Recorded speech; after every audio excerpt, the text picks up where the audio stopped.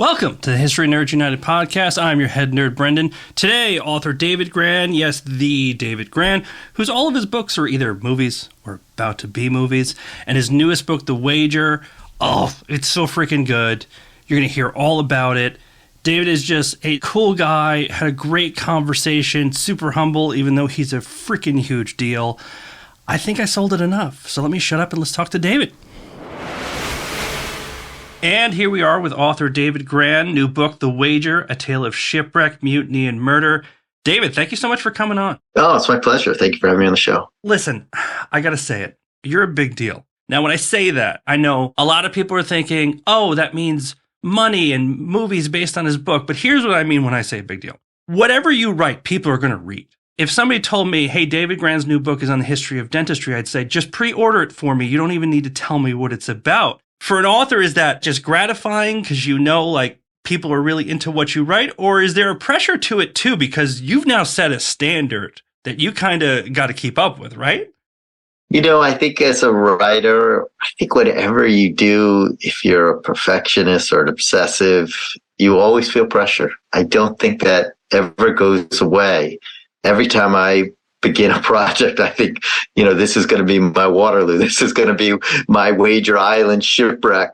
You don't ever get rid of that. I think the key to whatever one does, and in my case, being a writer, is to push those thoughts far enough away that you get the work done and that you find the pleasure in the work and you find the gratification in the work. The thing that really always keeps me going, though, is I do try my best to drown out the outside voices to some degree, because if you let those get into your head, they're just going to mess you up. Whether, it be a good review or a bad review, or somebody says they love your book or they hate your book, you want to stay even-keeled as best you can and just focus on the story. And if you do that, I think then you do have success, because the story will get you there.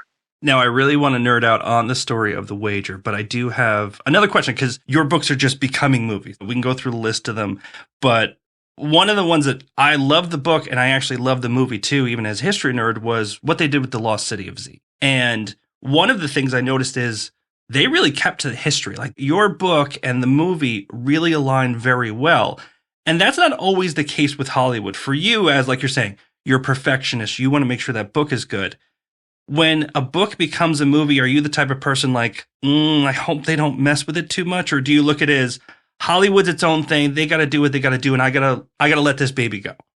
So you have to realize as an author that you don't have control. You don't. And any author, maybe Stephen King does. I don't know. But I think generally speaking, as authors, we don't have control. Also, I know nothing about the movie business in terms of making a movie. So I wouldn't even know how to make a movie. I wouldn't know what a dolly shot is, or whatever they call it. What's a grip, or whatever they have the names. It's like learning the names on a ship. I don't know them. So, my hope is to get in the hands of people who do know what they're doing. I do not expect a film to be an exact replica of my books, because it's a completely different medium. When you're writing a book of history or nonfiction, you tend to write it from the outside in, because those are the limitations of facts, and you can only get so close to another person's consciousness. When you're telling a film, you could tell it from the inside out, because you are going to have human beings playing these roles, and you're going to see their consciousness. You're going to see the gestures on their face moment to moment. So it's just a different medium. But the thing that is so important to me, especially with some of the stories I, really care about, or I think have moral import, is that the only thing I really want is that the people making the movie not only are good, but that they share the same fierce commitment to the story that I do. So they're going to develop with their vision, but they're committed to it. And on that front, I've been, for the most part, incredibly lucky. James Gray, I think, directed the hell out of the Lost City of Z, and, it's his vision, but he is true to the history, true to the essence of the history, gets to the themes. Killers of the Flower Moon with Martin Scorsese and his production team, the level of research they have done, the commitment to work with members of the Osage Nation to develop that story into a film, to adapt it, and to render that lost chapter of history and a really important chapter of history, one of the worst racial injustices and more monstrous crimes in American history, to get that right. And they have shown that. So, that's my general approach. So you're not calling Marty and Leo each night and be like, Marty, I don't like this shot today. I don't like how it came out. Yeah, Marty, I think that should have been a tracking shot. I don't know what you're doing with your angle. The presumptuousness of that would be nuts. It'd be like a movie person telling me how to write my book. I'd be like, I don't want to curse on the pod, but I would be like, get out of here, man. Well, we know where you're going with that, so that's fine. Yeah, and my role in these processes is always I make myself available to them whenever they need me. So, and that role really is just one of research. Actors or directors or producers will call me and ask me, they're developing a character. They're trying to figure out what a character will look like, how they walked, how they talked. Do you have any testimony? What did they say? Do you have photographs? What can you share with me? And, a lot of these folks are, just have a voracious appetite for learning, and they're method actors and they want to know everything. And to be honest, that's kind of fun. I get a window into watching how people in this other medium work. But for the most part, I'm just a book nerd. I'm just combing archives. God bless you. I'm right there with you. And speaking of which, let's talk about The Wager. Now, I love shipwreck stories. So when I saw this book was coming out, I'm like, author I love, story I love, fantastic. What I find interesting too, and I'm very interested in hear how you came across it, but The Wager is one of those amazing stories. There isn't a ton of books on it already. It's not like the Titanic where there's been 1,000 books. The Wager is almost forgotten by history. I've seen one other book on it. How did you come across it? Yeah, it is. It's, what's amazing is, and it's often true of history, you have these events that are sensational in their time. And the Wager affair and the Wager disaster was a huge deal back in the 18th century. The story of kind of mutiny and murder and mayhem on this island, and of this expedition, reports of it would influence philosophers like Voltaire and Rousseau, and it would influence Charles Darwin, who carried these accounts with him on the Beagle, and also one of the greatest novelists of the sea ever, or I think he is the greatest novelist of the sea ever, Herman Melville. It influenced him. But gradually it was forgotten and lost. And I was doing research on me. I had never heard of it. I should just say, I had never come across it. And I was doing research on mutinies, looking into mutinies, and I suddenly stumbled upon this 18th century account by a midshipman named John Byron, who had been 16 years old when the voyage of the Wager had set out. He would later go on to become the grandfather of the poet Lord Byron, whose poetry was greatly influenced by what he referred to as my great-granddad's narrative. And, the book, John Byron, the Midshipman's Account, it's from the 18th century. It's written in this kind of archaic prose. The F's are S's. The typeface was faded away. But as I'm reading it, I'm just held spellbound by these various descriptions. He's describing the perfect hurricane, as he calls it. Tidal waves, 90-foot waves or whatnot that are dwarfing the mass. He's describing one of the worst scurvy outbreaks ever recorded in maritime history. And then he's describing a shipwreck. And then he's describing a real-life Lord of the Flies on this island. And I realized that this account had, these clues to one of the more extraordinary sea yarns and stories of survival I had ever come across. But what really drew me to the story was not only what happened on the island, but when I learned what happened after several of the castaways had miraculously made it back to England.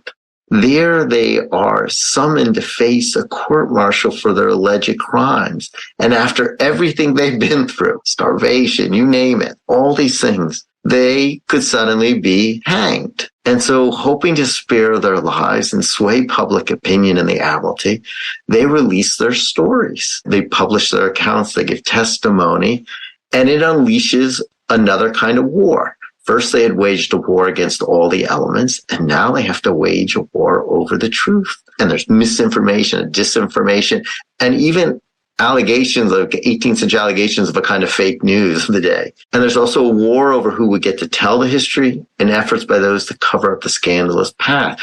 So I thought, okay, here is a story. It's like the most gripping yarn, and yet it also has these themes that make it feel like a parable for our own turbulent times. that was really why I said, okay. And so I set off on a voyage that took me far too long to complete.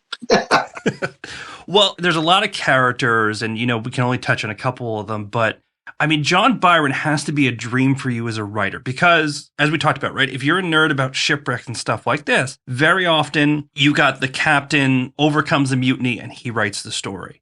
Or the mutineers get away with it and they're the ones that write the story. And you're talking about all these different stories, but Byron especially, you mentioned how great a writer he is, but also he seems so honest, right? Because he's in the middle of everything.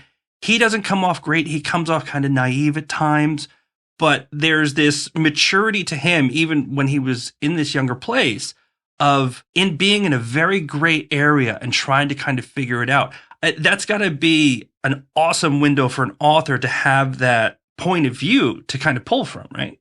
Yes, I decided to structure the book because it is a war of the truth from three competing perspectives, and also to show how we all shape our stories in order to emerge as the hero of them. And one perspective is the captain, as you were saying, David Sheep. The other perspective is the gunner, John Bulkley. And then the third perspective is John Byron.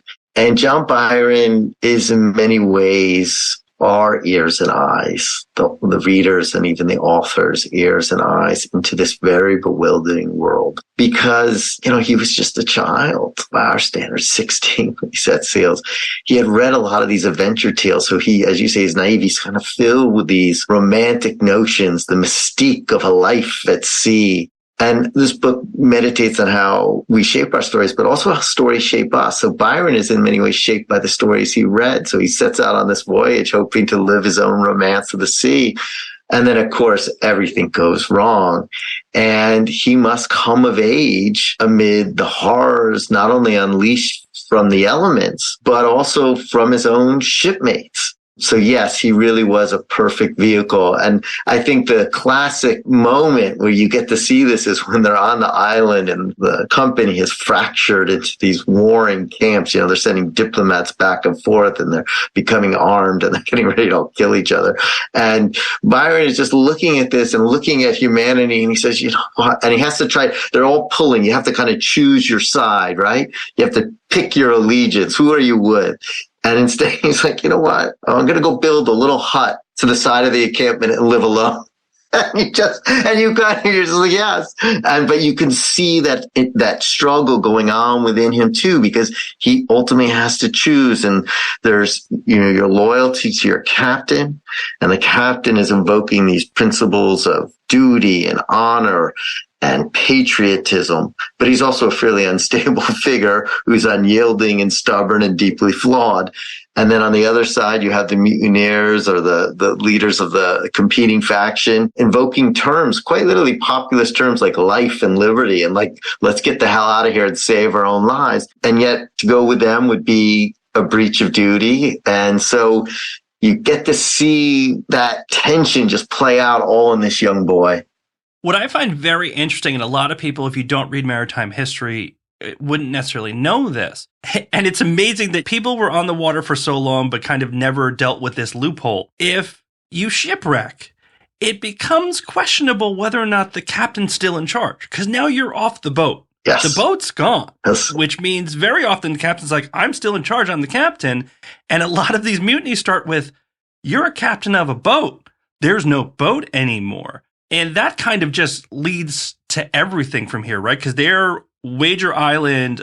One of my favorite parts is when you describe Wager Island and its physical attributes at this time, right? Because tell anybody else, oh, it's a beach in Chile. Yeah. Sounds fantastic. For them, it was a lush but literal hell on earth, right? Yeah, it's very remote and barren and windswept. The temperature hovers around freezing. It was constantly raining and sleeting. They don't use the term hypothermia, but they were no doubt suffering from hypothermia. They describe themselves as freezing. They only have a few scraps of clothing that are disintegrating. They're barefoot after a while. And worst of all, they can find virtually no food. There are no animals on the island, none, other than some birds that are flying about. There's some mussels along the shore that they quickly exhaust. They find the little bits of celery that they eat. And that's really about it. This one officer compared to the island as a place where the soul of man dies in him. And so, yes, they thought they might find salvation on the island, and instead they find hell. And the captain, as you say, he gets to the island, Captain David Cheap, and he believes he should be their commander. He was their commander at sea, and he should remain in charge.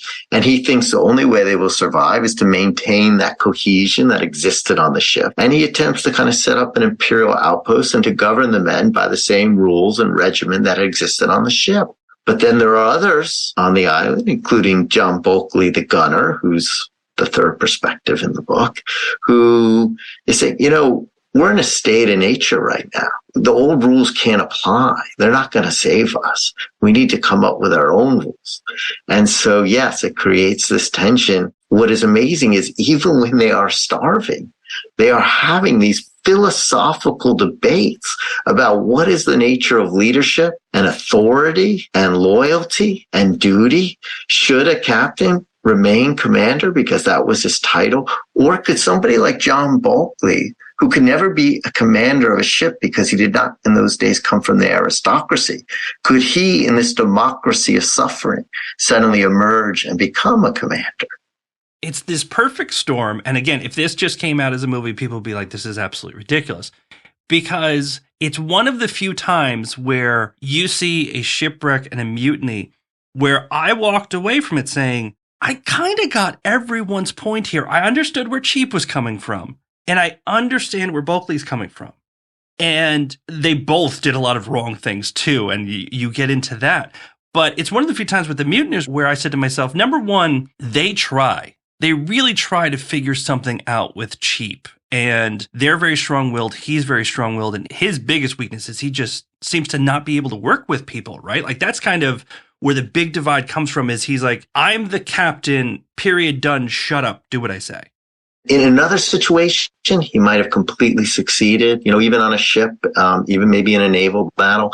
But in these circumstances, he's missing that. It's really almost a mysterious element of leadership, but you see it in people like Shackleton. To some degree, you see it in Bulkley, which is an ability to inspire, to kind of somehow persuade people to do things, not by merely command or your status of authority, that you somehow cajole and inspire. And those were the best leaders, and make the best leaders. And he is kind of missing that one ingredient. And obviously on the island, it becomes a very volatile situation as a result. But I like what you say, because I feel the same. I mean, as the author, as the writer, you're not, your job is not to you're not trying to absolve people. You're not trying to, justify them, but you are trying to understand them. And with each of these people on the island and all of them, I found that for the most part, I could understand them. And when you're with them, you see why they make certain decisions and calculations. And even when you're appalled by some things, sometimes they do things, you understand it. It's why at the very beginning of the book, I say, I kind of leave it to the reader. And I say, it's up to you to form history's judgment. I hope that's the case. But these are not reductive heroes and villains. They are deeply flawed humans. And on that island, you inevitably get to see the good and the bad. I mean, luckily, nobody does anything crazy like walk out of their tent and just shoot somebody point blank. That would be too much, right? That would be too much. And that raises, the thing about the warring perspectives and these accounts, which is why when you place the accounts up to each other, you can actually get close to the truth that, what one shades, the other one might point out. And so that's a wonderful, not a wonderful, because I use gallows humor as a seaman at this point, but, that's a point where the person who shot the seaman without asking questions, in his account, he wrote, I was forced to proceed to extremities. And then in John Byron's account, he says, no, he shot the guy right in the head. and you get to see how they're each shaping their story and leaving parts out. And I also think the story raises a central question, which I don't know the answer to myself, which is, how would you have behaved under those circumstances? What would you have done? Who would you have become? What lies inside of you? What lies beneath the surface, the veneer of all of us? And I don't know the answer to that question. And I know we're keeping a few things about that kind of in the dark for everybody listening, because we want them to learn it themselves. But even then, and you talk about it, even then, if you look at it particularly particular way. It was murder, but was there a couple of things that make it, a little bit less than awful, that it wasn't just cold-blooded murder, but maybe it was a calculated murder? Well, we won't get further into that one. We'll let the readers get to it. The part of the book that struck me, and I didn't even remember this for the story, and I think it's huge for John Byron, is when at one point he almost seems to go fully with the mutineers. And life just figured out a way that he could get back to Cheap and make that different decision. First of all, it just doesn't happen in life that you make a horrible decision and you get a chance to just completely reverse it. But Byron actually gets that chance of almost immediate redemption, right, when they're trying to get off the island. He has the second moment. He does. And you see the tug play out with him, not only in his thoughts, but in his actions, right? So he kind of goes, and even in his account, he kind of, he doesn't dwell on the extent of his decision to go, but he does. He goes with the mutineers, and then he has a moment where he has a chance to go back, and his consciousness is clearly gnawing at him. And so he makes his choice. And everybody on that island had to make a choice. And it's a huge choice. And the choice involves an existential question of life and death, because if they choose wrong, they may never get off the island. They may die, on which journey they try to make to get off the island. But they also know it has consequences if they do survive and they do get back to England. They're all deeply aware that their actions will be judged, that they will be held account most likely. And so many of them, even on the island, are already thinking about what is the unassailable story they can tell that will withstand the attrition of a court-martial and public scrutiny. And several of them managed to take paper and quills off the ship before it sank. And so they are creating contemporaneous documents and petitions and signing things and indemnifying if they have to abandon somebody, have the person sign a paper. I mean, there are things that there's a legalistic quality to all this that is quite remarkable to see. I don't want to get too much into who gets out and how they get out, but there's just some awful decisions along the way that have to be made that just you can't feel good about. Even as a reader, you're reading it and you're like, that's messed up. But I don't want to get in too far into what ifs, but I have to think, you read this story. Do you put yourself in Byron's position and say, all right, who would I have gone with? Would I have gone with Bulkley or would I have stayed with Cheap? Did you answer that question for yourself, or you decided you didn't want to know the answer? To be honest, I never did actually think.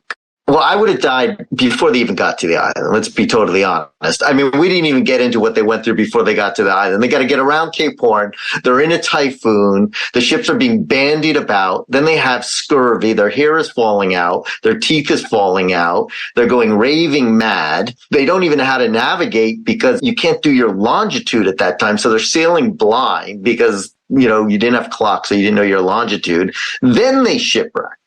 And that's where the real hell begins. I would have died, let's just say I would never made it to the island and make that choice. I'm very honest about that.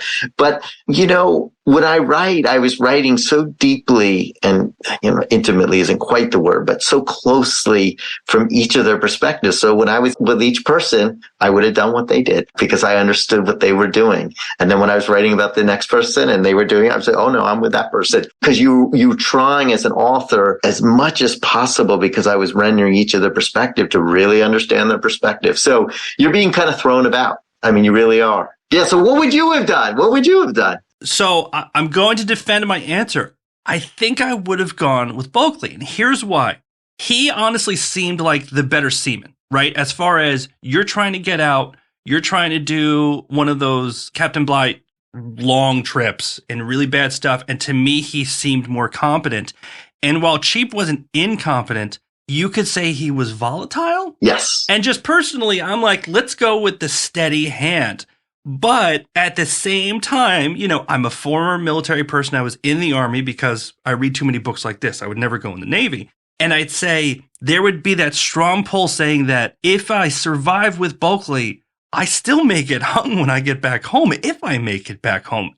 It's an impossible choice when you look at it. It is an impossible choice. I think your analysis, though, is spot on. I mean, I share your interpretation of each figure. There's a wonderful point where, as the writer, and when you're kind of with Bulkley and they're just so trying desperately, and people are dying on the castaway boat, and, they're on this castaway boat for some 3,000 miles. It's one of the longest castaway voyages ever. And, they're packed so tightly they can barely stand or move. They can't stand. They can barely move.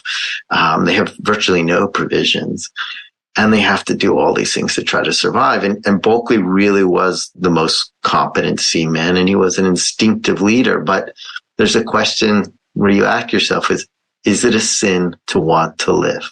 Is it a sin to want to live? Bulkley wanted to live.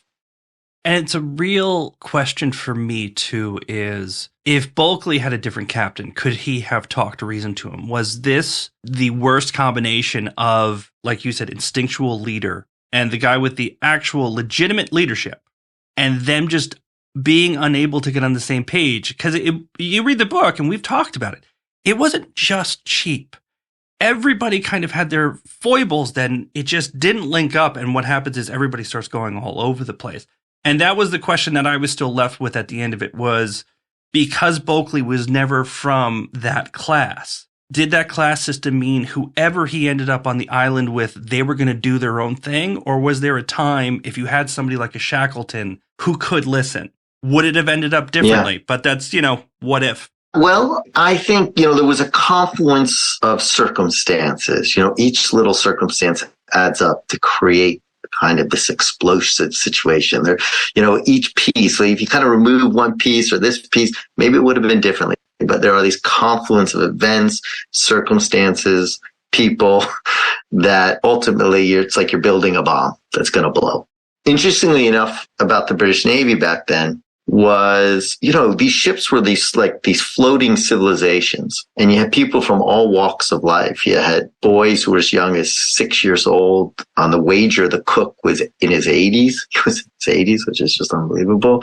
You had city paupers, you had aristocrats, you had dandies, you had free black seamen, you had professionals like carpenters and craftsmen, and they're all strangers and they're all thrown together.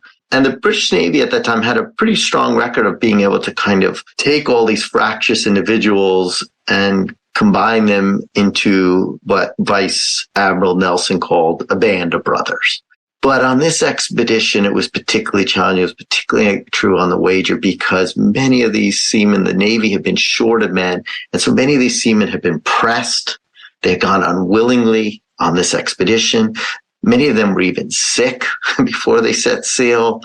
They had rounded up soldiers because they were short of men who were in their 70s and 80s, and many were missing an assortment of limbs, and they were so sick they had to be lifted onto stretchers onto the ships. And so, right away, it's a more volatile situation right from the very seeds of the beginning of this voyage.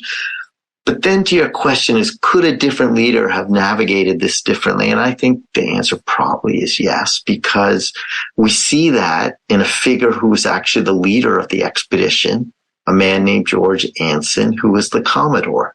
And he wasn't on the Wager, but he had many of the similar characteristics of a Shackleton. I don't want to compare them exactly, but he had some of those traits of, even though he was the commander, he kind of would on a ship and during moments of crisis, which he also has, ignore kind of stifling hierarchies. He would get down and work with the men. He would cajole them. He would try to inspire them and sympathize with them. He never ruled by the lash, which some captains did back then. So you do have this kind of other archetype in this very story that at least makes you wonder, what would it have been like with Anson? Well, luckily, the UK has taken care of all of those clashes, and they've stopped doing that entirely. But next question, and it's a three-part question. When can we expect the movie of The Wager to come out? Can I be in it, and why not? Well, a movie is a little like an expedition for anybody who knows these projects begin, with fanfare, and then, the expeditions end up lasting, years and years, and you hit rocks and actors drop out, and, you take on water and you lose funding, and then you try to patch it back together again and keep going. So if anyone, knowing you will never know when a movie will come out when it begins, but it is in, really good hands. Martin Scorsese, who adapted Killers of the Flower Moon, has optioned the rights along with Leonardo DiCaprio's production company. And so it's a very similar team trying to develop it. So I couldn't be in better hands. And I will put in a word for you. Thank you. I appreciate it. And you know how much an author's word goes with a movie production. I always joke that, like when you're on a ship, there's, being an author in a movie production is like a little bit like being on a ship. You got the captain, then you got the petty officer, you got the lieutenant, then you got the petty officers, then you got the able seaman, then you got the ordinary seaman. Then at the very bottom, you have the pitiful landlubbers who are in the middle of the ship. They're called the wasters, and they have to work alongside the defecating livestock on a ship. And that's kind of where the author's power is on a movie production. But I will put in a word from you with the defecating animals. Thank you. Listen, I'm going to keep asking authors until it works one day. But last question for you. Sure. Founded History Nerds United because a lot of people think history was a boring class I took in high school. I don't read nonfiction. I don't read history. Now, I know you and I don't understand these people. But if I sat one of those people in front of you and said, why should I read The Wager? What would you say? I would say a couple things. I would say, one, history is stories, and compelling stories, and gripping stories. It's no different than what we do now when we hear an exciting story. And just because it took place in the past doesn't make it any less exciting. And in many ways, when it took place in the past, you could suddenly see it in a fresh light. You actually could see it with hindsight and new perspective and extract more from it. I used to be a contemporary reporter who just, I had the sense of newness. I always, you're always breaking news. So you're covering new things. And then there came a point when I started to discover these documents and stories and letters hidden in archives that opened up the past. You could sometimes find the most compelling stories. They're forgotten stories. We're not so familiar with them. We haven't heard and read them 2,000 times. And the other thing I would just say is, and I think you'll see that in The Wager, even though this took place in the 18th century, the past always informs the present, even when we're completely unaware of it. And I'll just give one very small little example. It's not about the grand themes of the book that I think resonate today, but just even the language we speak. I didn't know till I worked on this book that half the idioms I've been using all my life derive from the age of sail. So a scuttlebutt, for example. Who knew that a scuttlebutt is a barrel filled with water in the middle of the ship? That's where the seamen would get their rations of water. But what would they do around this barrel? They would gossip. So we use the word scuttlebutt. Piping hot was the bosun's whistle for a hot meal. Pipe down, to be quiet, under the weather. I always thought when you're under the weather, it just seemed like a nice metaphor for sickness. But no, it actually stems from a ship. Under the weather quite literally meant when you were sick, you didn't have to serve on watch. So you were below deck. You were actually quite literally under the weather. And perhaps my favorite phrase of all is to turn a blind eye. Vice Admiral Horatio Nelson, when he wanted to ignore his superior's officer, signal flag to retreat, he took his telescope and he put it up to his blind eye. So that's why we say to turn a blind eye. So even the language we speak is influenced from the past. So why not figure out where all this is coming from?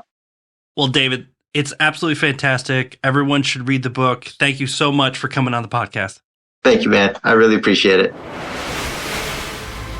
And that's it for this episode. David, thank you so much for coming on. Everybody get The Wager. It's a freaking fantastic book. Whatever you read, it's an adventure book, it's a shipwreck book, it's a history book, it's all of these things. It's great. Go out.